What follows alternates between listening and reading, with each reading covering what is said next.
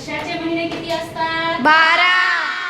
English मध्ये विचारले तरी 12. 12. वेल. मग वर्षाचे महिने आपण मराठीमध्ये सुद्धा लिहितो आणि इंग्लिश मध्ये सुद्धा लिहितो. मग इंग्लिश मध्ये महिने सांगा. जानेवारी, फेब्रुवारी, मार्च, एप्रिल, मे, जून, जुलै, ऑगस्ट, सप्टेंबर, ऑक्टोबर, नोव्हेंबर, डिसेंबर. आता हे स्पेलिंग लिहिताना आपल्याकडून सारख्या चुका होतात. तर मी आज तुम्हाला हे स्पेलिंग कसं लक्षात ठेवायचं त्याची एक छोटीशी युक्ती सांगणार आहे. बघा, जानेवारीचं स्पेलिंग वाचा. जानेवारी.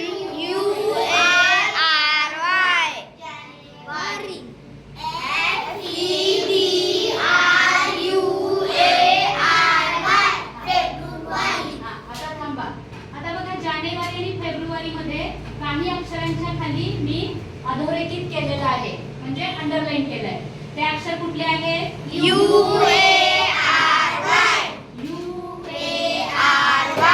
त्याचा अर्थ हे जे 2 महिने लागोपाठ येत आहेत, जानेवारी आणि फेब्रुवारी, ह्याच्यामध्ये शेवटची 4 अक्षर कशी आहेत? सारखी आहेत, म्हणजे कॉमन आहे.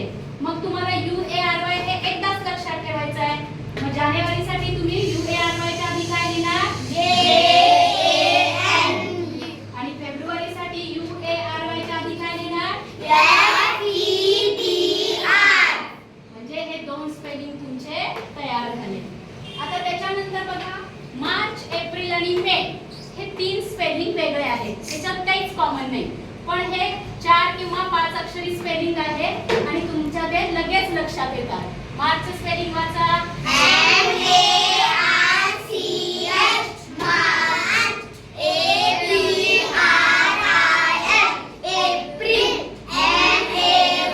मेचं तर सगळ्यांनाच येतं. त्याच्यानंतर पुन्हा 2 स्पेलिंग, एक आहे जून आणि दुसरा आहे जुलै. आता जून आणि जुलै मध्ये पहिली 2 अक्षर कॉमन आहेत, यू. मग जूनचं स्पेलिंग लिहिताना तुम्हाला काय स्पेलिंग लिहायचं आहे?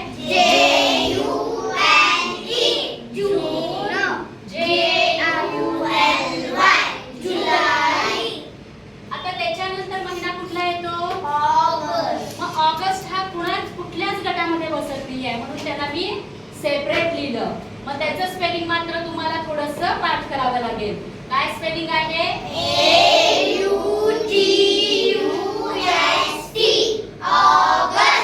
ऑगस्ट नंतर कुठला महिना येतो? सप्टेंबर. सप्टेंबर.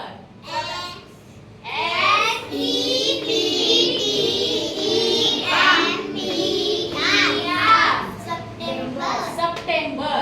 आता ह्याच्यानंतर येणारा महिना कुठला? ऑक्टोबर हे मी बाजूला लिहिलंय आणि सप्टेंबरच्या खाली नोव्हेंबर आणि डिसेंबर लिहिलंय. ते का आधी हे लक्षात घेऊया, मग तुम्हाला मी ऑक्टोबरचं स्पेलिंग सांगते. आता सप्टेंबरच्या खाली मी काय लिहिलंय? नोव्हेंबर. नोव्हेंबरचं स्पेलिंग वाचा.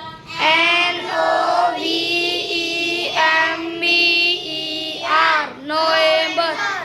आणि डिसेंबरचं?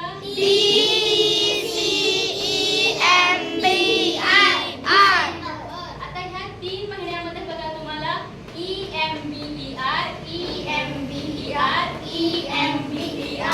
ही 5 अक्षर एकसारखी दिसतायत. म्हणून हे 3 महिने मी एका खाली एक दिले. ह्या 3 महिन्यांच्या उच्चारामध्ये एम हा उच्चार होतो. बघा, सप्टेंबर,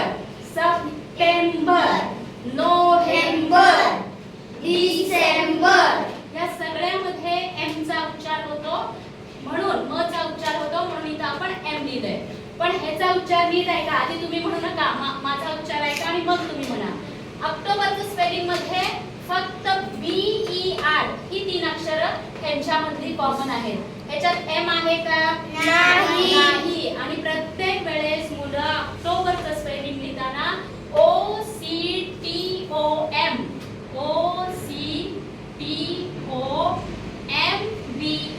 लिहितात. ऑक्टोबरच्या स्पेलिंग मध्ये एम येत नाही, कारण त्याचा उच्चार कसा होतो? ऑक्टोबर नाही. काय म्हणायचं?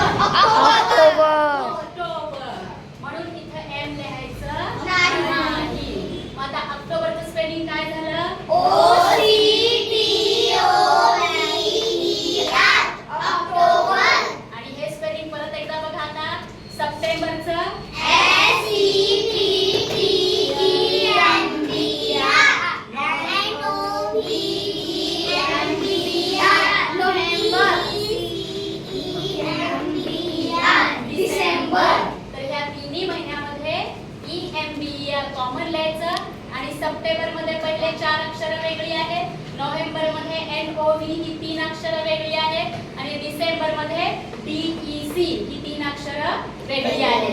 अशा पद्धतीनं जानेवारी ते डिसेंबर या महिन्याचे स्पेलिंग लक्षात ठेवायचे. पोपटपंचीनं पाठ करायचं नाही. युक्तीने लक्षात ठेवायचं